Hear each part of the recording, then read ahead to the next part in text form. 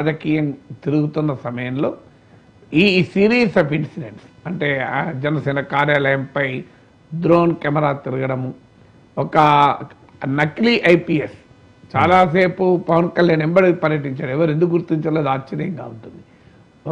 మరి అక్కడ పోలీస్ బలగాలు ఉంటాయి, డిప్యూటీ చీఫ్ మినిస్టర్ అంటే ఒక బలమైన political position, next chief minister, intelligence వర్గాలు ఉంటాయి, పోలీసులు ఉంటారు. మరి ఎందుకని తెలుసుకోలేకపోయారు? అది ఇంటీరియర్ ప్లేసే కావచ్చు అది, బట్ ఇంటీరియర్ ప్లేస్ అయినా కూడా ఒక వివిఐపి వెళ్ళినప్పుడు దానికి తగ్గట్టు నిఘా ఏర్పాట్లు, భద్రతా ఏర్పాట్లు ఉంటాయి కదా. అందులో అది మీకు లెఫ్ట్ వింగ్ ఎక్స్ట్రీమిజం ఉన్న ఏరియా, చాలా ఇంటీరియర్ ఏరియా కనుక ఇంకా ఎక్కువ ఉండాలి. మరి అలాంటి ఏరియాలో ఊరు పేరు లేనోడు అనామకుడు ఐపీఎస్గా చలామణి అవుతే, అది కూడా గంటల సేపు చలామణి అయితే వాట్ ఆర్ ది ఇండికేట్? ఏ ధైర్యంతో ఎవడు చేస్తున్నాడు? ఇక పవర్ పోవడం అనేది మనకు జనరల్గా మరి ఉప ముఖ్యమంత్రి పోయినప్పుడు unless it is very very disruption ఉంటే తప్ప పోదు. ఎందుకంటే ఆ ఇన్ఫ్లుయెన్స్ ఉంటుంది కనుక అధికారులకు ముందుగానే నోటీస్ వెళ్తుంది అప్రమత్తంగా ఉండమని. ఎందుకంటే పవర్ పోవడం వల్ల పవన్ కళ్యాణ్కి అది ఇన్కన్వీనియన్స్ కాదు, అది సేఫ్టీ కన్సర్న్ కదా. పవర్ లేకపోతే భద్రతాపరమైన సవాళ్ళకు కూడా ఉంటాయి. అందుకే మీకు పవర్ ఎన్ష్యూర్ చేయాల్సిన అవసరం ఉంటుంది. ఏదో ఒక్క 15 నిమిషాలు పవర్ పోతే ఏమైతే మన ఇళ్ళలో పోవని ఇవ్వడం అనొచ్చు, కానీ దట్ సెక్యూరిటీ కన్సర్న్ ఉంటుంది. అందువల్ల ఈ ఫ్యాక్టర్స్ వల్ల సహజంగానే ఆందోళన వ్యక్తం అవుతుంది. అందులో కూటమి ప్రభుత్వం ముఖ్యంగా తెలుగుదేశం ప్రతి దాంట్లోనూ కుట్రకోణం చూస్తుంది కదా. లడ్డూలో కుట్రకోణం చూసింది, నిన్న కాక మొన్న తొక్కిసలాట్లో కుట్రకోణం ఉండవచ్చు అన్నారు. సో ఇలా ఈ తెలుగుదేశం పార్టీ కుట్రకోణాలని, కుట్ర సిద్ధాంతాలని ప్రవచిస్తుంటే జన సైనికులకు ఆ మేరకు మరి ఇందులో కూడా కుట్ర ఉందేమో, దాగి ఉందేమో. ఎందుకంటే ఆయన వైసీపీ వ్యతిరేక ఓటు చీలకూడదని పెద్ద ప్రతిజ్ఞ మూడి వైసీపీ ఓటమికి ఒక ప్రధాన కారకుడయ్యాడు. చంద్రబాబు నాయుడు ఎక్నాలెడ్జ్ చేశాడు. మీకు నందమూరి బాలకృష్ణ అన్స్టాపబుల్ షోలో పవన్ కళ్యాణ్ తీసుకున్న రాజకీయ నిర్ణయం ఈ పరిణామాలకు కీలకమని ఇప్పుడు కూడా మీకు ఇటీవల కాలంలో చర్చ నడుస్తోంది. భవిష్యత్తులో మీకు ఏబిఎన్ రాధాకృష్ణ లాంటి వారు తమ వ్యాఖ్యానంలో చెప్పారు, తమ విశ్లేషణలో బీజేపీ పవన్ కళ్యాణ్ ఉపయోగించుకొని తెలుగుదేశానికే ప్రత్యామ్నాయంగా ఎదగడానికి ప్రయత్నం చేయవచ్చు, రాజకీయాలు నిశ్చలంగా ఉండవు, భవిష్యత్తులో లోకేష్, జగన్మోహన్ రెడ్డి, పవన్ కళ్యాణ్ మధ్య పోటీ ఉంటుంది. ఇవన్నీ కూడా ఈ రాజకీయ విశ్లేషణలు వస్తున్నాయి. తెలుగుదేశంలోనే పవన్ కళ్యాణ్ ఎదుగుదలను దృష్టిలో పెట్టుకొని లోకేష్ను డిప్యూటీ చీఫ్ మినిస్టర్ చేయాలనే డిమాండ్ కూడా పెరుగుతుంది. ఇప్పటికిప్పుడు పవన్ కళ్యాణ్కు చంద్రబాబు నాయుడుకు, జనసేనకు, టీడీపీకి ఘర్షణ లేకపోవచ్చు.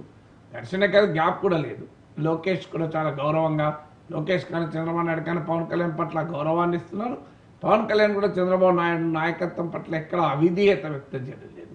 బట్ స్టిల్ భవిష్యత్తు రాజకీయాలపైన అనేక రకాల ఊహాగానాలు వస్తున్నది. ఇది రెండవది.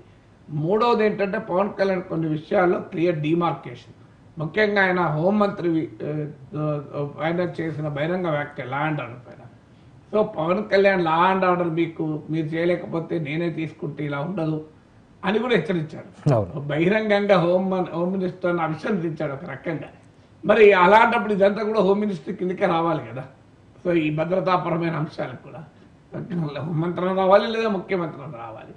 సో అందువల్ల వివిఐపి భద్రత వెరిఫై ఎగ్జాక్ట్గా ఎవరి డొమైన్లో వస్తుందని. బట్ ఏదైనా చీఫ్ మినిస్టర్ హోమ్ మినిస్టర్ పరిధిలోనే ఉంటుంది. సో అందువల్ల ఈ డెఫినెట్గా ఇది మ్యాటర్ ఆఫ్ కన్సర్న్. ఈ మధ్య కాలంలో డ్రోన్ల వాడకం బాగా పెరిగింది. ఎవరు పడితే వాళ్ళు డ్రోన్లు వాడుతున్నారు. చాలా అన్రెగ్యులేటెడ్గా ఉంది. ఇప్పుడు అమెరికాలోనైతే అదో పెద్ద ఇష్యూగా మారిపోయింది. ఈ డ్రోన్లు ఇది ఎవరన్నా చైనా వాడు పంపిస్తున్నాడా లేకుంటే గ్రహాంతర వాసులా, ఇలా అమెరికాలో ఈ ఎనానిమస్ డ్రోన్స్ పెద్ద వివాదాస్పదంగా, ఈవెన్ ఎయిర్పోర్ట్ల పైన డ్రోన్లు తిరుగుతున్నాయి. సో వాళ్ళు బైడెన్ ప్రభుత్వం ఒక సవాల్గా మారింది. అయితే మన దేశంలో అంత యూజేజ్ లేదు, డ్రోన్లు రిలేటివ్లీ తక్కువ యూజేజ్. ఈ మధ్యకాలంలో పెరుగుతున్నాయి, బట్ తక్కువ యూజేజ్. అందువల్ల మరి ఇది ఆకతాయిల పని అయినా కూడా దాన్ని ఉపేక్షించాల్సిన అవసరం అయితే లేదు. అందువల్ల డెఫినెట్లీ ఇది మ్యాటర్ ఆఫ్ కన్సర్న్. అంటే డీజీపీ కార్యాలయం జనసేన కార్యాలయానికి కోసవేటు దూరంలో ఉన్నారు సార్. 20 నిమిషాలు డ్రోన్ చక్కర్లు కొట్టినా దాన్ని ఎవరో కూడా పట్టించుకోలేకపోయారు. అసలు ఎక్కడి నుంచి ఆ డ్రోన్ వచ్చిందన్నది కనిపెట్టలేకపోవడం అన్నది భద్రతా వైఫల్యం అనుకోవచ్చు. అసలు ఇంటెలిజెన్స్ ఏం చేస్తున్నదని కూడా ఒక ప్రశ్న వస్తున్నది సార్. సహజంగా క్వశ్చన్స్ వస్తాయి కానీ మనం వెంటనే భద్రత ఫెయిల్ అయింది, నిఘా ఫెయిల్ అయింది అని ఎక్స్ట్రీమ్ కంక్లూజన్ రావద్దు. మీకు లుంబిని పార్క్ లో తీవ్రవాద దాడులు జరిగింది. ఎంత దూరం అండి డీజీపీ ఆఫీస్కి అది.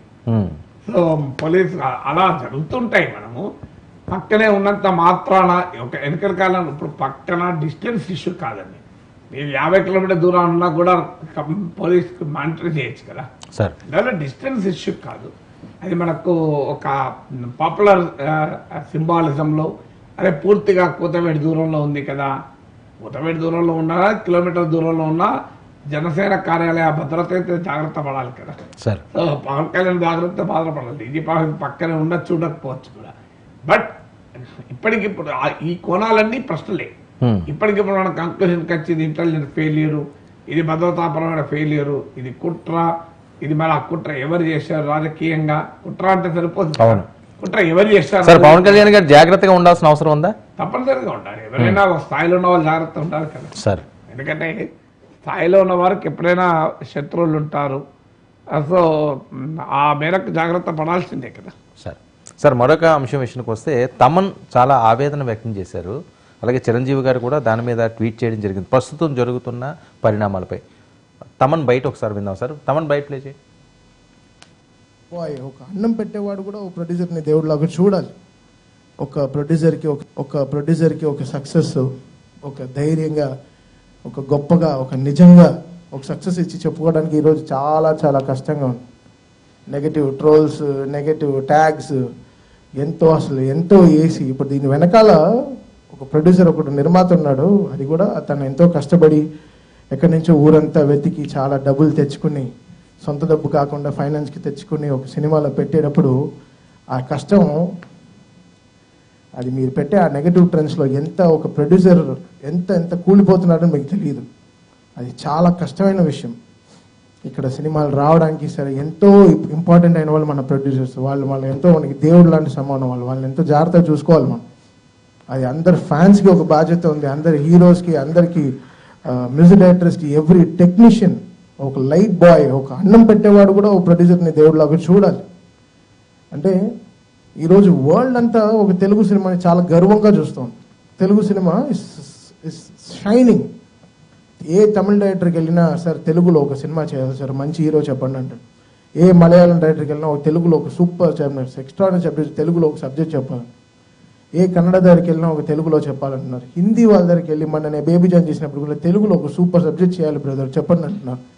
This is how Telugu cinema shining today. మనమే మన సినిమాని చంపేసుకుంటూ ఉంటే మనమే మన సినిమాని చంపేసుకుంటున్నామని చెప్పి ఆ మ్యూజిక్ డైరెక్టర్ తమన్. దీనికి చిరంజీవి గారు స్పందించారు సార్. ఆయన మాట్లాడింది ఒకసారి వినిపిస్తాను. నిన్న నువ్వు మాట్లాడిన మాటలు హృదయాలను తాకేలా ఉన్నాయి. ఎప్పుడూ సరదా